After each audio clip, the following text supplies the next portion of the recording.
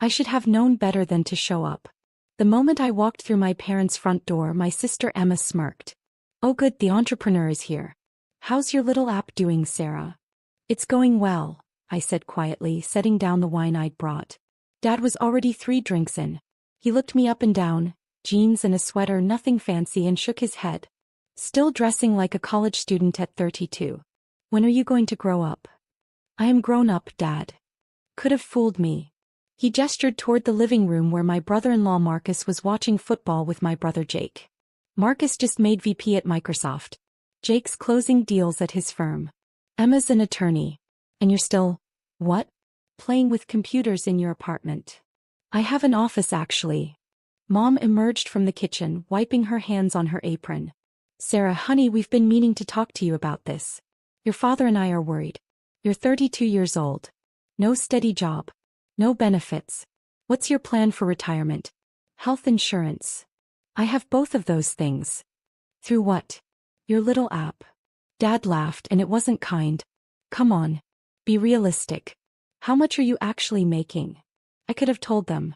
I could have said that my little app generated $47 million in revenue last year. That I employed 340 people across 3 offices. That Forbes had called me one of the most promising young CEOs in cybersecurity. But I didn't. Because 7 years ago, when I first started building SecureNet, Dad had called it a waste of time. When I got my first round of funding, $2 million from a VC firm, he told me I was playing with monopoly money that would disappear. When I hired my 10th employee, Mom asked when I was going to get serious and look for a real job. So I'd stopped telling them things. I'd stopped inviting them to product launches. Stopped mentioning media coverage. Stopped trying to prove myself to people who'd already decided I was a failure.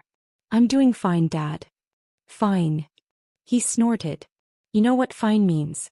It means barely scraping by. It means pretending everything's okay when it's not. Emma set down her wine glass. Sarah, we're not trying to be mean. We're concerned. You've been doing this app thing for what, 7 years? And you're still living in that tiny apartment in Austin. You drive a 10-year-old Honda. You never go on vacation. I like my apartment. My car works. And I'm busy. Busy playing Sue, Dad said. That's the problem. You're so busy pretending to run a company that you can't see reality. Your app isn't real. It's a hobby that got out of hand. Jake wandered in, beer in hand. What did I miss? Just talking about Sarah's imaginary empire, Dad said, and everyone laughed. Everyone except Marcus. Marcus worked in Microsoft's enterprise security division. He'd been quiet all evening, and now he was staring at me with an odd expression. But he didn't say anything. You know what hurts the most? Mom said, her voice going soft in that way that was somehow worse than anger. When people ask me what my daughter does, I have to make something up. I tell them you're in tech. I can't say you're pretending to be a CEO of a fake company. It's not fake.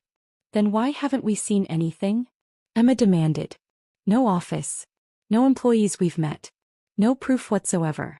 For all we know, you're sitting in your apartment playing on your laptop all day. I have an office. I have employees. Sure you do. Dad stood up, swaying slightly. You know what I think? I think you're embarrassed.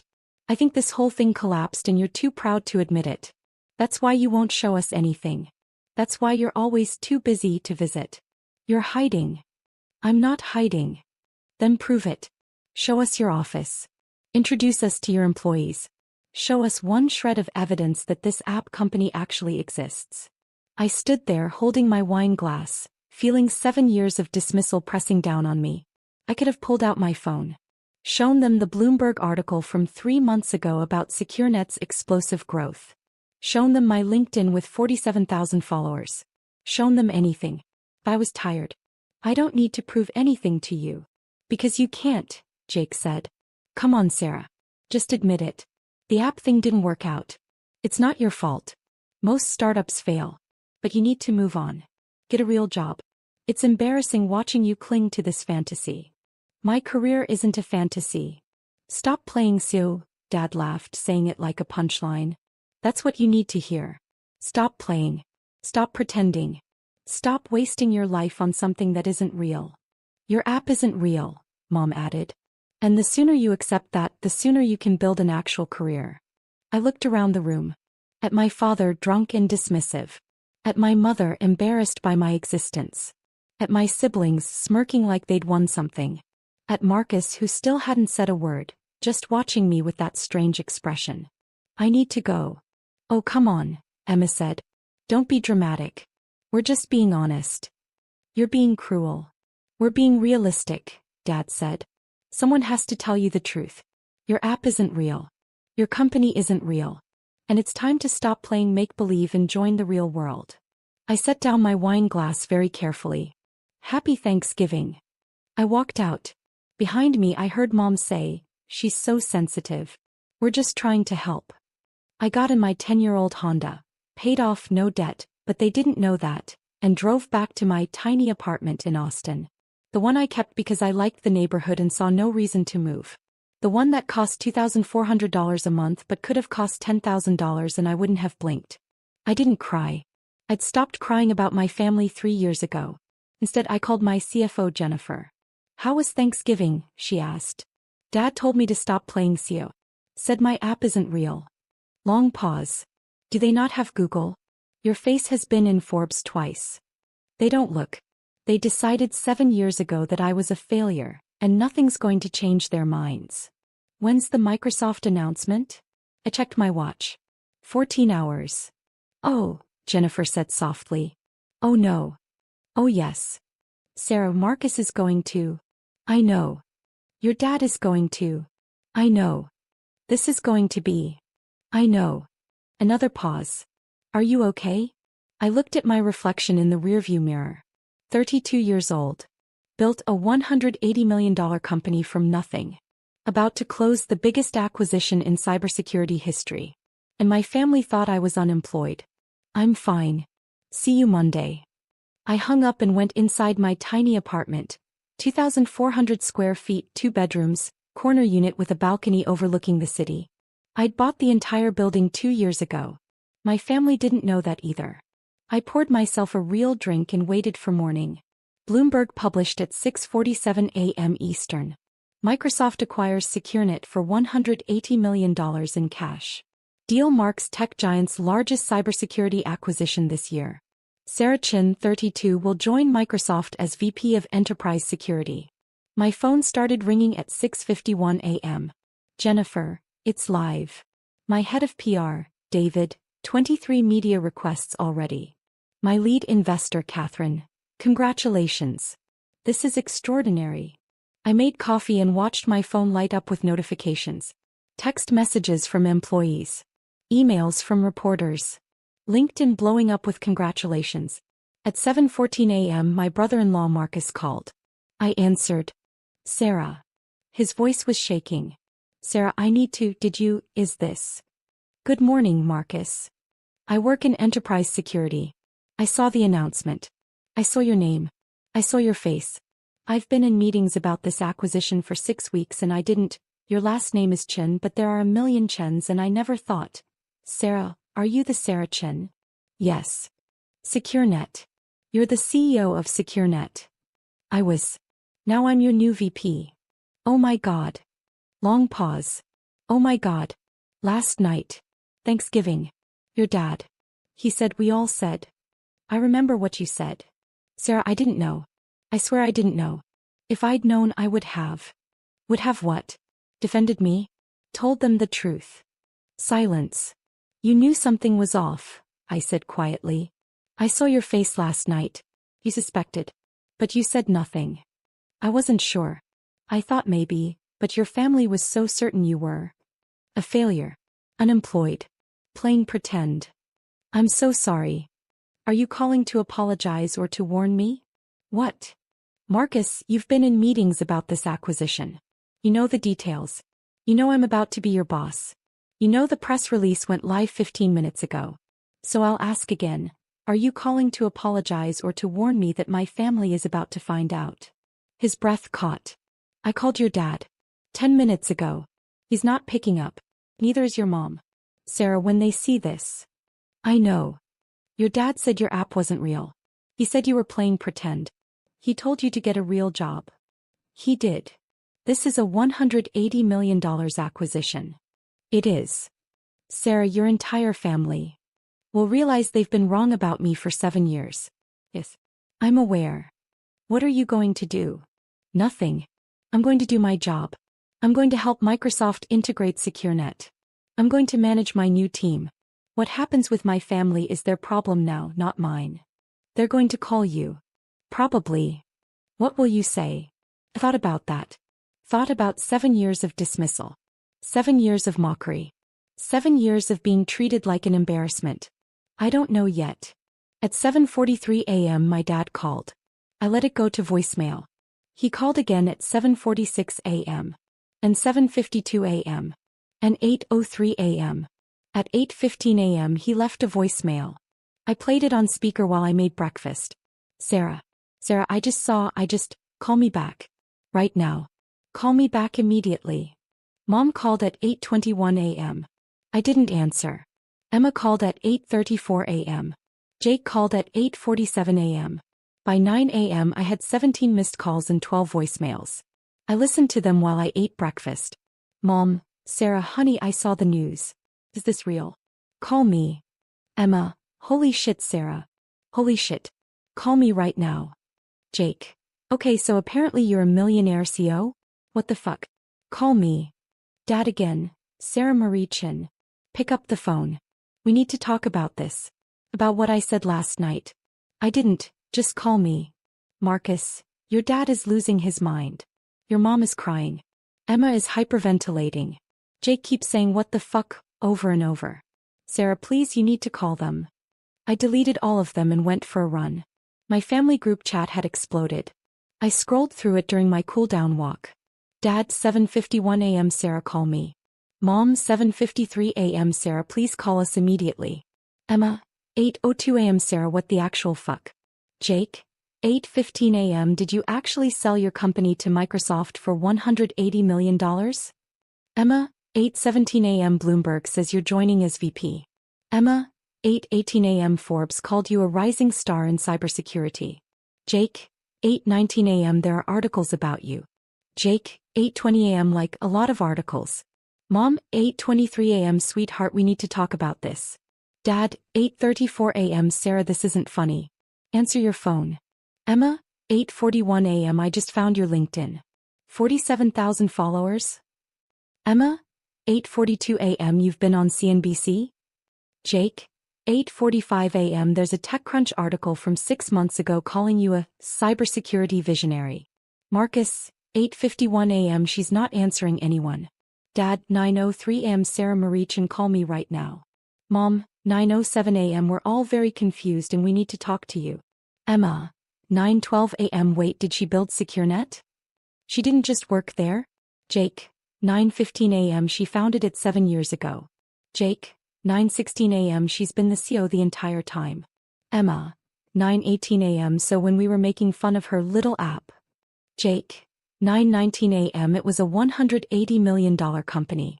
Marcus, 9:24 a.m. I've been in meetings about SecureNet for 6 weeks. It's the most sophisticated enterprise security platform in the industry. Everyone at Microsoft is excited about this acquisition. Dad, 9:31 a.m. Marcus, why didn't you tell us? Marcus, 9:33 a.m. I didn't know it was Sarah's company. She never told us the name. You guys were so certain she was failing that I never made the connection. Mom, 9:41 a.m. Sarah, please call us. We need to understand what's happening. Dad, 9:52 a.m. We're coming to Austin. I stared at that last message for a long time. Then I typed, don't. The chat went silent for 30 seconds. Dad, 9:54 a.m. What do you mean don't? Me, 9:55 a.m. I mean don't come to Austin. I don't want to see you. Mom, 9:56 a.m. Sarah, you're being unreasonable. Me, 9:56 a.m. Am I? Emma, 9:57 a.m. Sarah, we didn't know.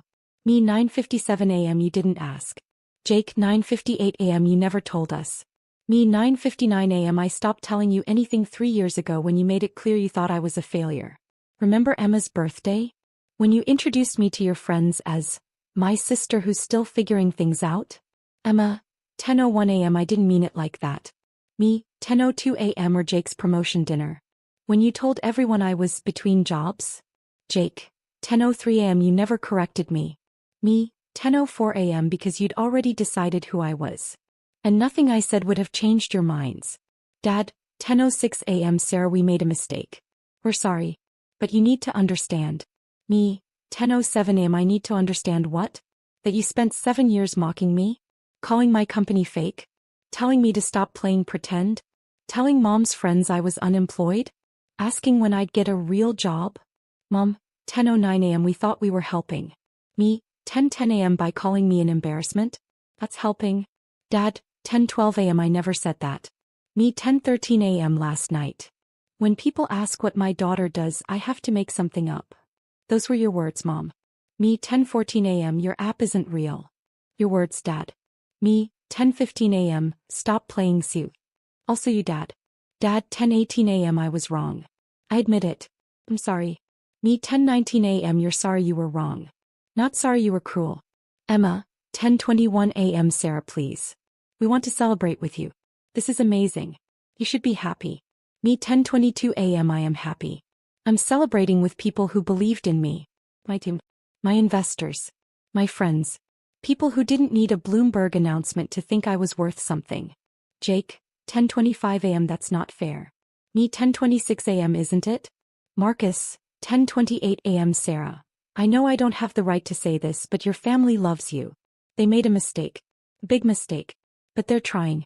Me, 10:31 a.m. Marcus, you're joining Microsoft's Enterprise Security Division, right? Marcus, 10:32 a.m. Yes? Me, 10:33 a.m. I'm your new VP. We'll be working together. I'm looking forward to it. You're talented and I respect your work. Marcus, 10:35 a.m. Thank you. Me, 10:36 a.m. But regarding my family, I'm not interested in a reconciliation that only happened because Bloomberg forced you to see reality. I'm not interested in apologies that come from embarrassment rather than genuine remorse. Mom, 10:39 a.m. Sarah, that's not fair. We're your family. Me, 10:41 a.m. Then act like it. For 7 years you treated me like a failure. Like an embarrassment. Like someone to mock and dismiss and pity. I built a company that 340 people depend on for their livelihoods. I created technology that protects millions of users. I did something that matters. And you couldn't see it because you'd already decided I was worthless. Dad, 10:45 a.m. We never said you were worthless. Me, 10:46 a.m. You said my company was fake. You said I was playing pretend. You said I needed to join the real world. What's the difference? Emma, 10:49 a.m. We just wanted you to be stable. Me, 10:51 a.m. I've been stable for 5 years. I have excellent health insurance. Retirement plan. More savings than any of you. I own my building. I own 3 rental properties. I've been stable the entire time you were pitying me. Jake, 10:54 a.m. You own your building? Me, 10:55 a.m. And you never asked. Because you'd already decided I was broke. Mom, 10:58 a.m. How are we supposed to know? Me, 10:59 a.m. By asking. By listening. By treating me like an adult instead of a child who needed to be corrected and fixed and saved from herself. Dad, 11:03 a.m. What do you want from us? I stared at that message for a long time. What did I want? An apology that meant something? Time to process 7 years of dismissal? Space to enjoy my success without them trying to claim credit or celebration they hadn't earned. Me, 11:12 a.m. I want you to understand that actions have consequences. You spent 7 years making me feel small. Making me question myself. Making me feel like I had to prove my worth to my own family. And the worst part? I almost started believing you. 3 years ago, I had a panic attack before a major presentation because Dad's voice in my head kept saying your app isn't real. I had to go to therapy to undo the damage you caused. Mom, 11:15 a.m. Oh sweetheart. Me, 11:16 a.m. Don't do that. Don't, sweetheart, me, now that you know I'm successful. Where was that gentleness when you needed it? When I was working 90-hour weeks to build something real. When I was scared and exhausted and fighting to keep my company alive. You weren't there. You were busy being embarrassed by me. Emma, 11:19 a.m. We love you. Me, 11:20 a.m. You love the idea of me. The version of me that fits your expectations. The Sarah who makes you proud. But you didn't love the Sarah who was building something. The Sarah who was scared and uncertain but trying anyway. That Sarah embarrassed you. Dad, 11:24 a.m. That's not true. Me, 11:25 a.m. Isn't it? Tell me, Dad, when was the last time you asked me about my work? When was the last time you asked me anything beyond, when are you going to get a real job? No response. Me, 11:29 a.m. That's what I thought. Marcus, 11:32 a.m. Sarah, what can they do? What would make this right? Me, 11:35 a.m. Nothing. That's the point. Some things can't be fixed with an apology. Some damage is permanent. You can't spend 7 years telling someone they're a failure and then expect them to forgive you the moment you realize you were wrong. Jake, 11:39 a.m. So that's it? You're just done with us? Me, 11:41 a.m. I don't know. I need time. I need space. I need to process the fact that my own family thought so little of me that a Bloomberg announcement was the only thing that could change your minds. Mom, 11:44 a.m. Please don't shut us out. Me, 11:46 a.m. You shut me out first. For 7 years. Now you know how it feels. I muted the group chat and put my phone away. The media coverage was relentless. TechCrunch ran a feature, How Sarah Chin Built SecureNet in Silence. Forbes published, The CEO Who Didn't Need Validation, Sarah Chen's Quiet Empire. CNBC interviewed me about the acquisition and the host asked about my family. I smiled politely and said, I prefer to keep my personal life private. My family kept calling. I didn't answer. Instead, I threw myself into the Microsoft transition. Meetings with their executive team. Integration planning for my 340 employees. Strategy sessions for the future of enterprise security. Marcus was professional and respectful. He never brought up Thanksgiving. He worked hard, contributed good ideas, and treated me with the deference my position deserved. 2 weeks after the announcement, he caught me after a meeting. Sarah, can I talk to you? Not as colleagues. As family. We're not family, Marcus. You're married to my sister. That's not the same thing. Fair enough. Can I talk to you anyway? I sighed. 5 minutes. We walked to the coffee shop downstairs from Microsoft's Austin office. Marcus bought 2 lattes. We sat in the corner. Your family is falling apart, he said quietly. That's not my problem. Emma cries every night. She's convinced she's lost you forever. Your parents fight constantly, blaming each other for what happened. Jake keeps calling me asking how to fix this. And you think I should help them? I think you should know the impact this is having. Marcus, do you know what impact they had on me? Do you know how many therapy sessions I've had to process the way my own family treated me? Do you know what it's like to build something extraordinary while your parents tell everyone you're unemployed? No, I don't. And I'm not defending them. What they did was cruel and wrong. But Sarah, they're destroyed. They know they made a mistake. They know they look bad. That's not the same thing. He nodded slowly. You're right. But for what it's worth, I think Emma genuinely understands what she did. She showed me texts from 3 years ago where she called you the family embarrassment. She's mortified. She should be. She is. He's in therapy too now. She's trying to understand why she was so cruel to someone she loves. I stirred my latte saying nothing. I'm not asking you to forgive them, Marcus said. I'm not asking you to reconcile. I'm just asking you to know that they're trying. In their own broken way, they're trying. Trying to make themselves feel better, maybe. Probably. But also trying to understand. Your dad has been reading every article about you. Your mom bought a book about women in tech. Jake enrolled in an online course about cybersecurity. They're trying to understand what they missed. 7 years too late. Yes. But better late than never.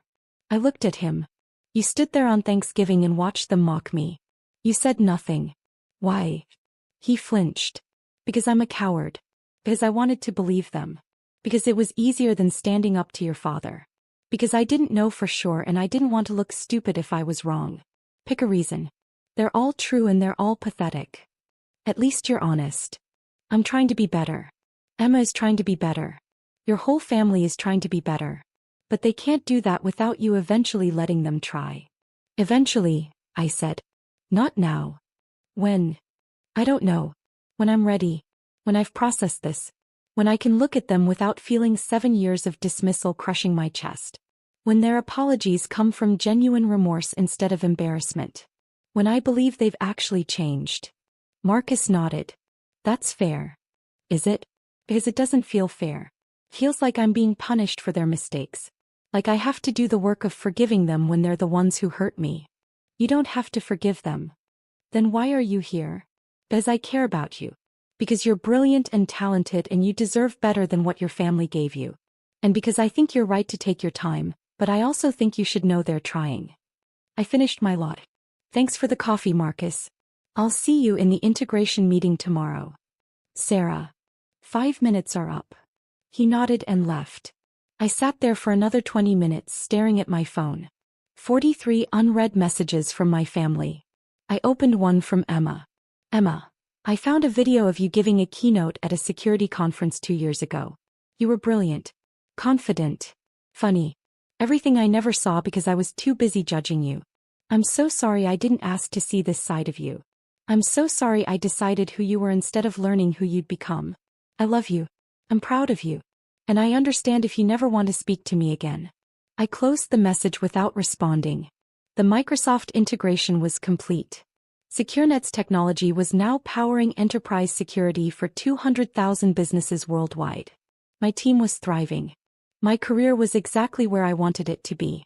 My family was still texting. Not every day. Not begging anymore. Just quiet messages of support.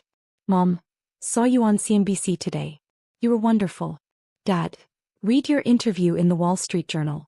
Very impressed. Emma, your team posted about winning an industry award. Congratulations. Jake, found an article about SecureNet's impact on healthcare security. You're saving lives. That's incredible. I didn't respond to most of them, but I read them. And slowly, very slowly, the anger started to fade. Not forgiveness. Not yet. Maybe not ever. But something softer. Something like understanding. They'd been wrong. Cruel. Dismissive. Small-minded. But they were also human. Flawed. Capable of growth. And maybe, eventually, worthy of a second chance. But not today. Today I had a company to run. A team to lead. A career to build. Today I was exactly who I'd always been. Sarah Chin, CEO, founder, visionary. Not because my family finally saw it, but because I'd always known it was true. And that, in the end, was the only validation I needed. 6 months after the Bloomberg announcement, I got a letter in the mail. Handwritten. From my father. I almost threw it away. But curiosity won. Dear Sarah, I've written this letter 47 times. I keep starting over because nothing feels adequate. Nothing captures the magnitude of my mistake. I didn't see you. For 7 years I looked at you and saw failure. I saw embarrassment. I saw someone who needed to be fixed. I never saw brilliance, vision, courage, determination. I never saw my daughter building an empire while I told her to get a real job. I don't expect forgiveness. I don't deserve it. But I need you to know that I see you now. I see what you built. I see what you accomplished. I see the strength it took to keep going when your own family doubted you. I see you, Sarah. Finally. Truly. Completely. And I'm so desperately sorry it took a Bloomberg announcement to open my eyes. I love you. I'm proud of you. And I understand if that means nothing anymore. That. I folded the letter carefully. Put it in my desk drawer. And got back to work. Maybe someday I'd respond. Maybe someday I'd forgive. But today, I had a meeting with the Microsoft board. Today I had presentations to give and decisions to make and a future to build. Today I was too busy being exactly who I'd always been. Surgeon. Founder. Success. Not despite my family's doubt. But because I'd learned to believe in myself when no one else would. And that, I realized as I walked into the boardroom, was the greatest victory of all.